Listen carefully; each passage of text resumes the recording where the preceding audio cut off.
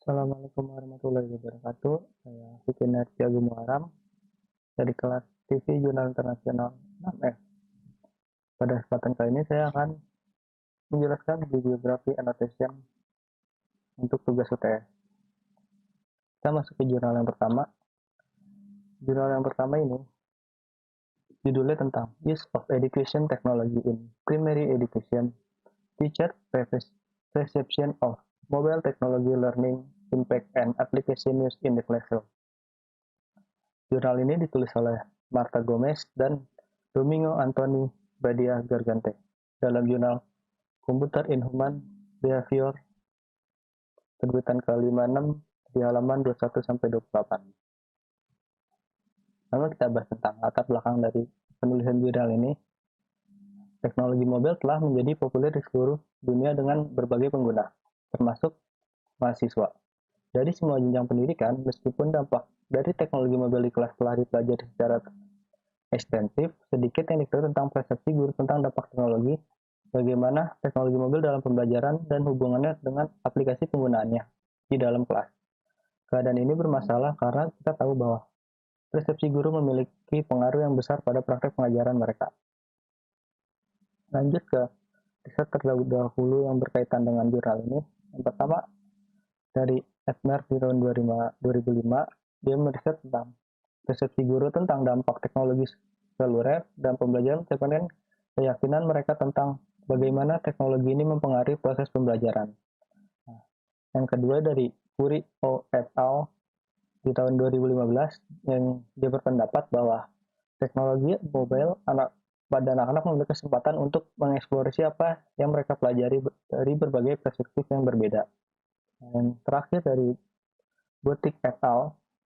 Sama di tahun 2015 yang menyoroti bahwa teknologi seluler menyediakan berbagai cara baru untuk belajar, seperti mempromosikan lingkungan, belajar otentik di kelas. Berkat teknologi seluler, memungkinkan siswa untuk membuat koneksi ke pelajaran kelas mereka tentang pembelajaran. Nah, selanjutnya itu research question di dalam jurnal ini. Nah, yang pertama, apakah ada dampaknya pada pembelajaran diterapkan guru dengan menggunakan mobile teknologi di kelas. Kedua, beberapa besar frekuensi penggunaan berbagai aplikasi di dalam kelas.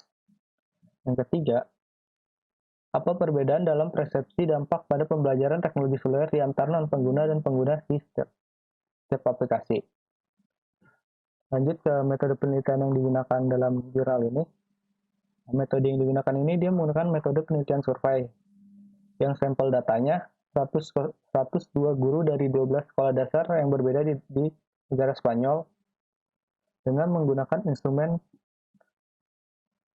survei yang menggunakan Google Form dan juga wawancara. Analisis datanya dibantu dengan software SPSS Statistik versi 21.0. Lanjut ke hasil dari penelitiannya. Hasil dari penelitian itu yang pertama, persepsi guru tentang dampak pada pembelajaran penggunaan teknologi sebagai cara untuk memfasilitasi akses informasi, memberikan cara baru untuk belajar, dan meningkatkan keterlibatan dalam pembelajaran. Yang kedua, setiap aplikasi yang telah dijelaskan sesuai dengan kedua tujuan pembelajaran bahwa seorang siswa dapat mencapai menggunakannya atau kegiatan pembelajaran yang biasa bisa mereka lakukan.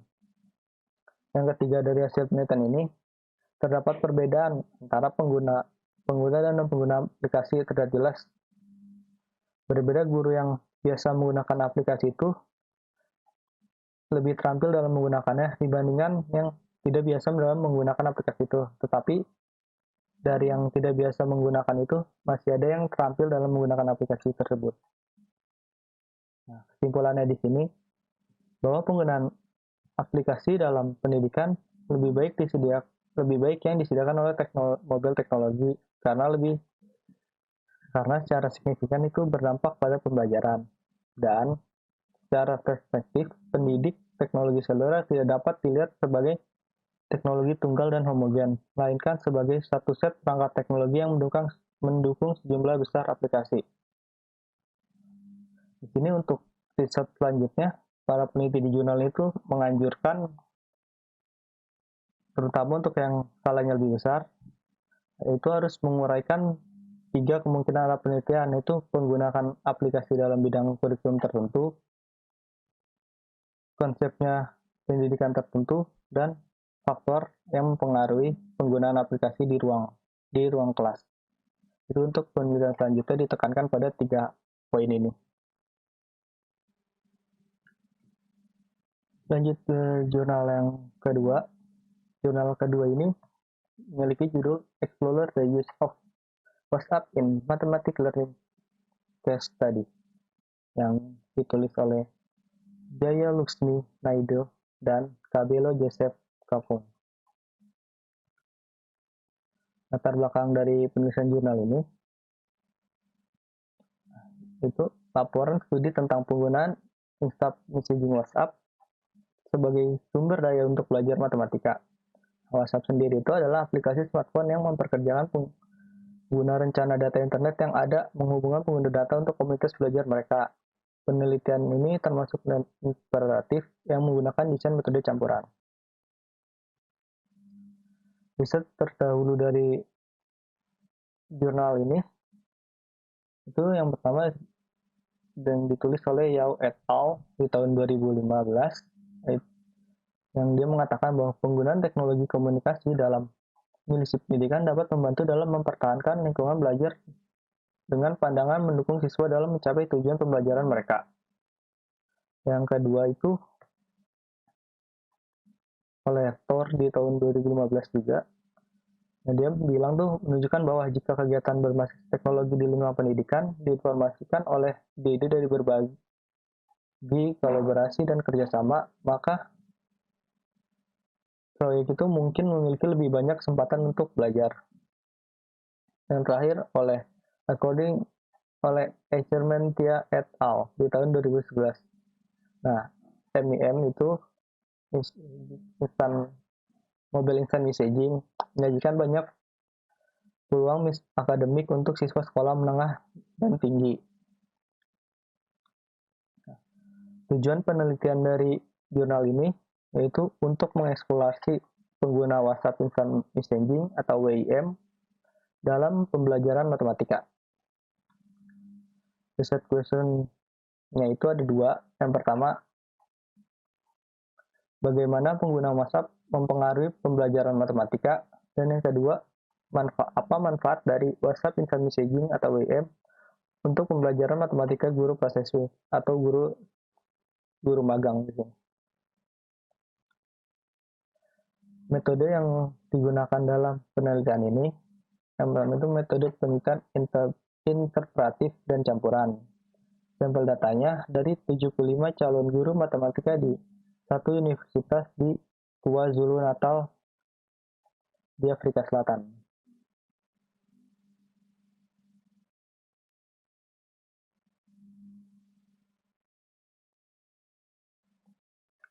Instrumen penelitian ini dia berupa kuesioner Mathematical Professional Questionnaire atau bisa disingkat MPQ, dan wawancara secara online. Online itu di sini menggunakan WhatsApp tadi. Analisis datanya, ini ada 2, analisis data kuantitatif dan kualitatif. Data kuantitatifnya itu dianalisis menggunakan parity test dengan kelompok dependen yang dibantu juga dengan software IBM Statistika. Dan data kualitatifnya dianalisis dengan menggunakan pengkodaan tematik atau coding. Nah, kita ke hasil penelitiannya. Di hasil penelitian itu yang pertama, penelitian ini mengungkapkan bahwa untuk sementara penggunaan pesan WhatsApp ini itu inovatif dan berhasil dalam pembelajaran. Baik kelebihan dan kekurangan dalam penggunaan WhatsApp ini juga terbongkar atau jadi diketahui. Yang kedua, keuntungan yang didapat dari pembelajaran matematika menggunakan WM ini, yang pertama itu bisa dilakukan di mana saja dan kapan saja. Siswa jadi memiliki banyak kesempatan untuk memperbaiki kesalahan dengan segera. Dan alat Ini menyediakan lingkungan belajar yang aman dan di samping itu membantu siswa dalam meningkatkan kinerja akademik mereka. Jadi penggunaan WhatsApp dalam pembelajaran itu bisa lebih instan gitu.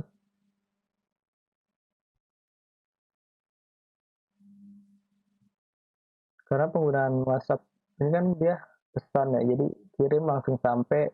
Jadi gurunya juga bisa langsung lihat salahnya di mana, benarnya di mana, ya seperti itu. Nah, kesimpulan dari jurnal ini itu bahwa pengguna aplikasi WhatsApp Instant Messaging atau WIM dalam pembelajaran dinilai bisa meningkatkan keefektifannya dalam pembelajaran. Nah, dengan menggunakan aplikasi ini juga, pembelajaran tuh ketika tadi bisa dilakukan di mana saja, kapan saja. Nah, namun penggunaan WIM ini juga memiliki kekurangan atau keterbatasannya. Yang pertama itu dalam pemahaman bahasa. Pertama dalam chat itu bahasa itu sangat sulit. Dia ngomong apa, kita ngomong apa, kata nggak nyambung. Nah, dan juga simbol matematika di dalam WhatsApp ini sangat kurang, sehingga kedepannya mungkin bisa ditambahkan lagi atau seperti apa. Nah, itu akhir dari jurnal yang ketiga tentang penggunaan WhatsApp dalam pembelajaran. Nah, yang terakhir itu jurnal yang ketiga ini yang mulanya judul The Use of Mobile Learning in Higher Education, a Systematic Review, yang ditulis oleh Helen Crompton dan Diane Bach. Latar belakang penulisan jurnal ini, perangkat seluler telah menyebar pada tingkat yang belum pernah terjadi sebelumnya. Dalam dekade terakhir, 90% populasi global tinggal di wilayah yang mencakup oleh jaringan seluler. Ini katakan ITU di tahun 2016. Kepemilikan perangkat telah meledak dengan mayoritas orang dewasa memiliki lebih dari satu perangkat seluler, yang berdasarkan dari statistik di tahun 2016. Bukti empiris baru-baru ini menunjukkan bahwa mobile learning bisa digunakan mendukung siswa dalam belajar dalam pengaturan pendidikan yang lebih tinggi. Nah, ini telah diteliti oleh KNHS di tahun 2015, juga Wu Chen, Cao Qin, and Huang di tahun 2012 juga meneliti ini. Kita ke riset terdahulu dari penulisan jurnal ini. Nah, tadi juga di latar belakang juga ada banyak yang meneliti. Jadi sini ada tiga. Yang pertama Zucker dan Like di tahun 2009. Nah, mereka itu percaya bahwa program mengirimkan laptop ke sekolah memiliki dampak positif dalam pembelajaran siswa. Laptop ini kan merupakan teknologi. Nah, di panel tahun 2006, dia mengkaji 30 studi yang meneliti menggunakan laptop dengan konektivitas nirkabel dalam program komputer satu ke satu. Dari studi ini menemukan bahwa siswa yang paling sering menggunakan laptop untuk melakukan pekerjaan rumah sering menggunakan laptop untuk mengerjakan pekerjaan rumah, membuat catatan, dan tugas NIS. Nah, yang terakhir oleh Bebel dan O'Dwyer. Dia meneliti 4 studi empiris yang berbeda dari program laptop di sekolah. Mereka menemukan bahwa bagian bersekolah yang berpartisipasi dalam satu program yang ada meningkatkan signifikan di dalam kelasnya. Nah, tujuan dari penulisan jurnal ini yaitu untuk menyediakan komunitas ilmiah dan sistematis penelitian pembelajaran mobile saat ini dalam pengaturan pendidikan tinggi atau higher school, SMA, SMP ini sebenarnya. SMP bukan perguruan tinggi.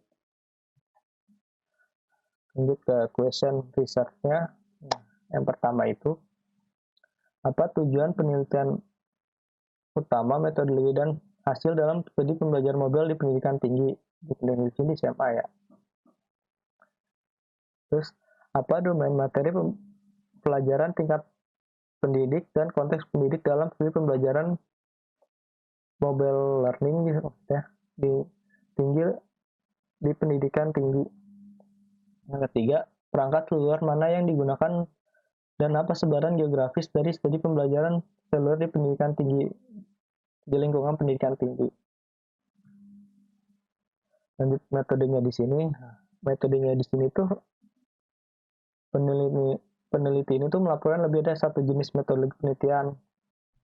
Hal ini terjadi karena semua metode yang dilaporkan dimasukkan ke dalam analisis. Dalam tabel menunjukkan metodologi dari 72 kasus. Jadi melihat dari 72 kasus untuk peneliti yang ditulis dalam jurnal ini. Hal ini menjadi penting untuk dicatat bahwa beberapa penulis lebih spesifik mengenai metodologi mereka yang digunakan. Hal ini memiliki keuntungan ketika para peneliti yang spesifik dalam menggambarkan metodologi karena hal ini dapat menunjukkan pemahaman yang lebih kuat dan validasi dengan pekerjaan yang dilakukan. Hasil penelitiannya dalam jurnal ini dalam ulasannya dari total 72 kasus penelitian yang dianalisis, 72 kasus itu 23 diantaranya itu memiliki tujuan penelitian berfokus pada meneliti dampak belajar mobil pada prestasi siswa. Dari 23-nya itu yang dianalisis, hasilnya itu positif, memiliki 3 kode, positif, negatif, dan netral. Yang pertama, 16 atau 70% dari penelitian melaporkan hasil yang positif, menunjukkan bahwa penggunaan mobil teknologi ini menghasilkan peningkatan dan pembelajaran. 5 kasus itu atau 22%-nya itu melaporkan hasil yang netral, dan 1 kasus atau 4%-nya dari total jumlahnya itu memiliki hasil yang berdampak negatif dan pembelajaran siswa. Lanjut, kesimpulan darinya, tinjauan dari sistematis ini memberikan komunitas ilmiah dengan sintesis penelitian pembelajaran mobil saat ini dalam pengaturan pendidikan tinggi mengenai tujuan, hasil, metodologi, domain materi pelajaran, tingkat pendidikan, konteks pendidikan, jenis perangkat, dan distribusi geografis dari studi. Dalam ulasan ini, dari total 72 kasus dianalisis, 32 menghasilkan hasil yang positif dapat meningkatkan pembelajaran prestasi siswa. Hal itu sangat menggambarkan bahwa tujuan penelitian yang paling umum difokuskan pada prestasi siswa karena tujuan menggunakan teknologi adalah untuk memperluas meningkatkan pembelajaran siswa. Investigasi jenis pedagogi yang digunakan dalam pembelajaran mobil menyumbang 20% dari kasus. Tadinya menimbang bahwa perangkat seluler adalah alat yang memiliki tujuan untuk meningkatkan prestasi siswa. Nah, itu udah 3 jurnal yang saya anotasi di tugas UTS RJI ini. Nah, untuk penjelasannya bila ada kekurangannya mohon maaf dalam menyampaikan penjelasan dari penulisan anotasi ini. Nah, sekian dari saya. Terima kasih.